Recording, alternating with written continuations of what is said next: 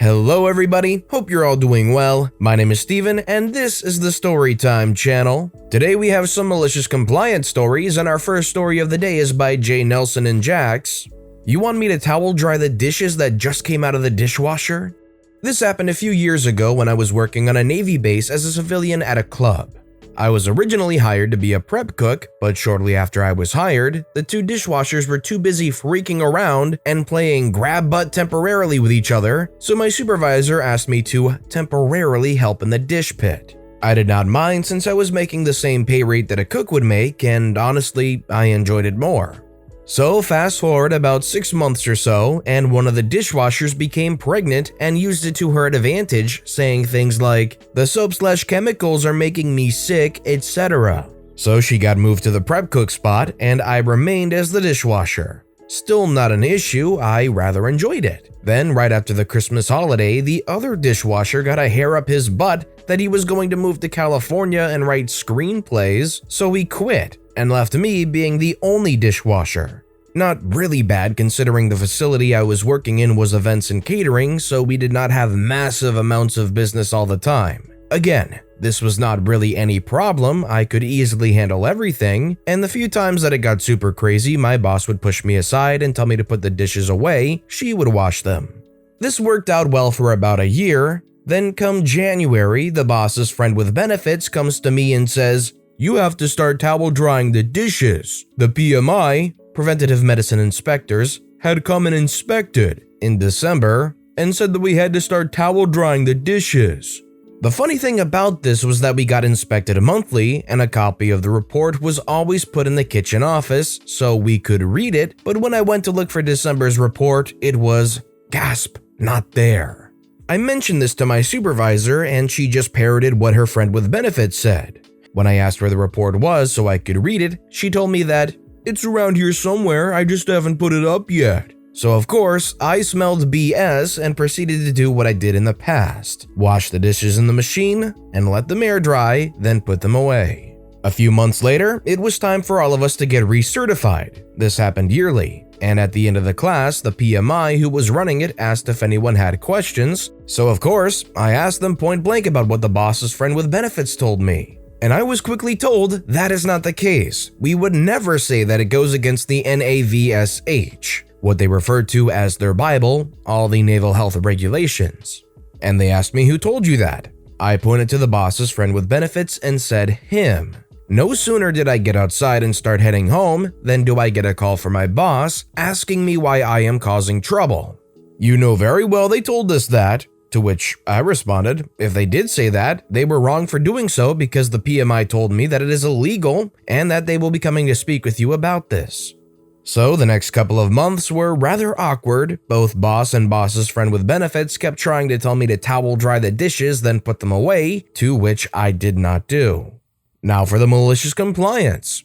One day I was working when a PMI comes in to do the monthly inspection. So I make a big show of running the dishes in the machine, then grabbing a towel that was wet and started to dry the dishes. Of course, the PMI took notice and asked me what was I doing. My response was, according to boss/friend with benefits, someone in your office told them that we were to start doing this.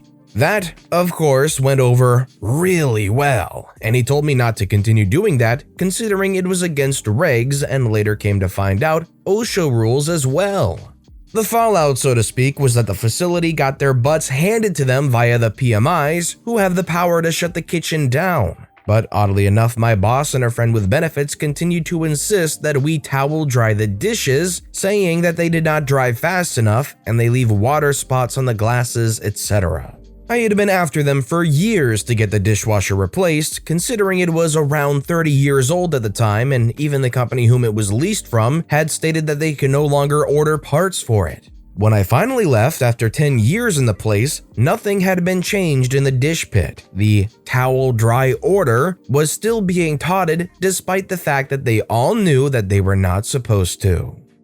So let me ask you guys, If you worked at this place for 10 years having to put up with this, on your way out, would you leave some kind of anonymous report that they were still insisting on towel drying even though it was against regulations and OSHA? Let me know in the comments down below, because personally, I feel like I might want to, because if it goes against OSHA, you know there really must be a problem with it. Our next story is by ZeroPenguinParty, Potato Potato Potato. Yesterday, I was ordering some takeout from a fish and chip place, and they had potato scallops on the menu. For those of you not in Australia, there has long been a debate about what a battered, deep-fried slice of potato is called. Is it called a potato scallop, potato cake, or potato fritter? There have been many hours debating this, and thinking about it reminded me of a malicious compliance story from when I was younger. Not my story, but a sign writer story. In my teenage years, I worked in a little rural fast food establishment, not part of any chain, but had a very good reputation for quality food. Anyway, my owner decides to spruce up the place, so they painted the walls, removed a few tables and chairs, we didn't have much in the way of dine-in traffic, added a couple of arcade machines, and decided on a new menu board above the cookers and register. We got the sign writers in to do the measurements for the new menu board and asked us what we wanted listed on it. So we gave them a list of all the products we sell and their prices. The new board was going to allow us to alter prices as needed, and the sign writers were reviewing everything. Then it came to the potato scallops, and they asked are we sure we wanted them to say potato scallops. We asked the sign writers why, and they told us. Several months earlier, they had been contracted to do a new menu board for a roadhouse near a state border. The owners gave them a list of products to include, and the sign writers went over everything. When it came to potato scallops, one owner agreed. Another owner said, no, list them as potato fritters. The manager then said, but I call them potato cakes. A 15-minute discussion happened over what they should be listed as on the menu board. In the end, even though no agreement had been reached, one owner said to list them as what they had said, then the other owner said to list them as what they had said, and the manager piped up saying that they need to be listed as what they had said. The sign writer still had no idea, so one of the owners said, we told you what to put down, so just do it. Fine, said the sign writers.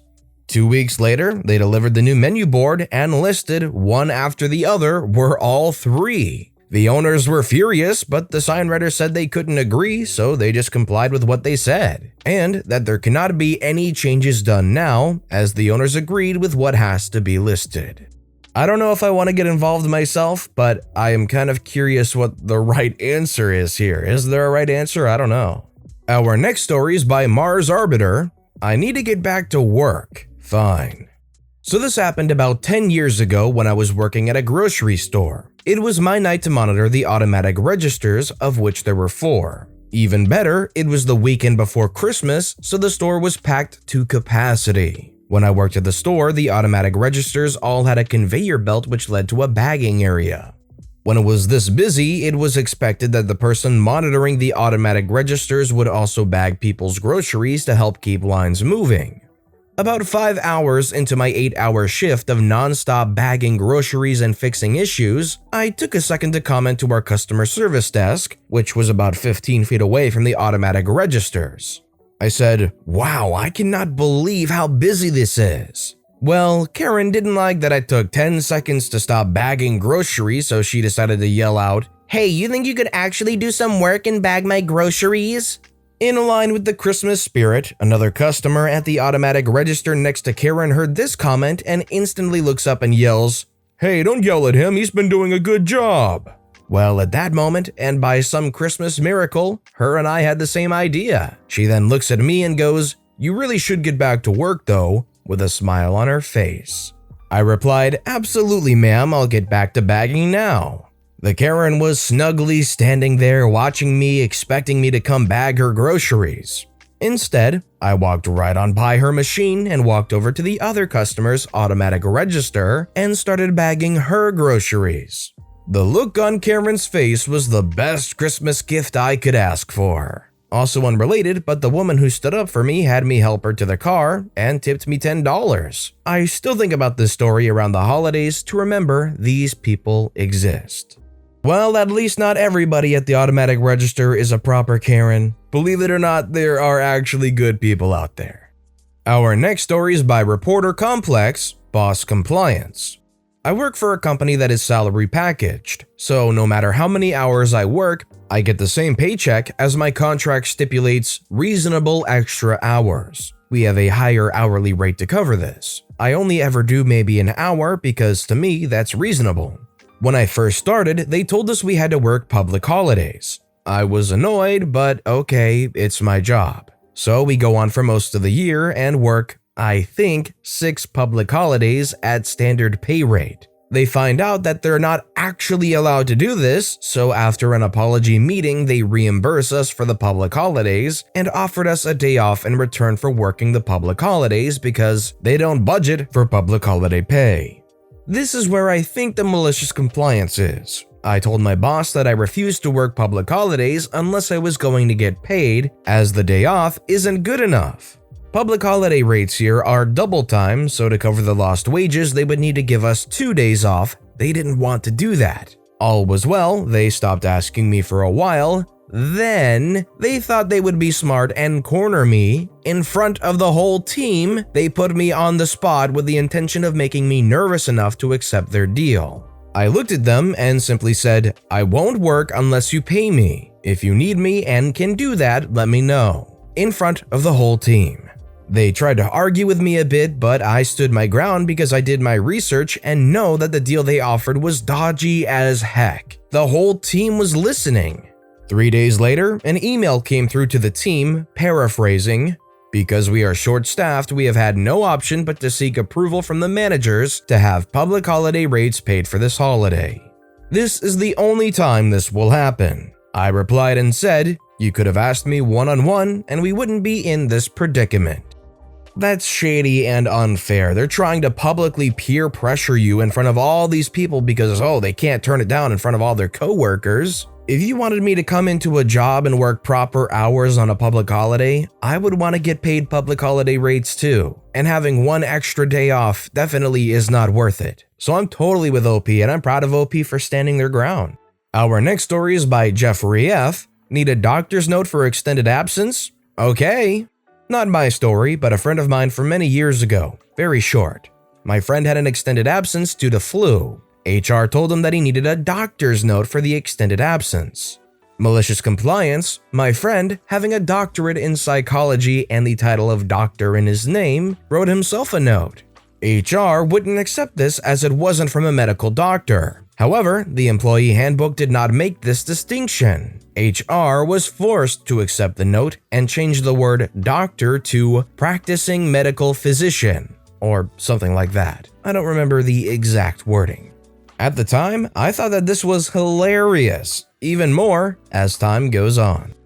If you try and put somebody on the hook for something, you gotta make sure that you're very, very clear, or else they'll try and get you with a technicality. And like OP's friend did, they got a doctor's note.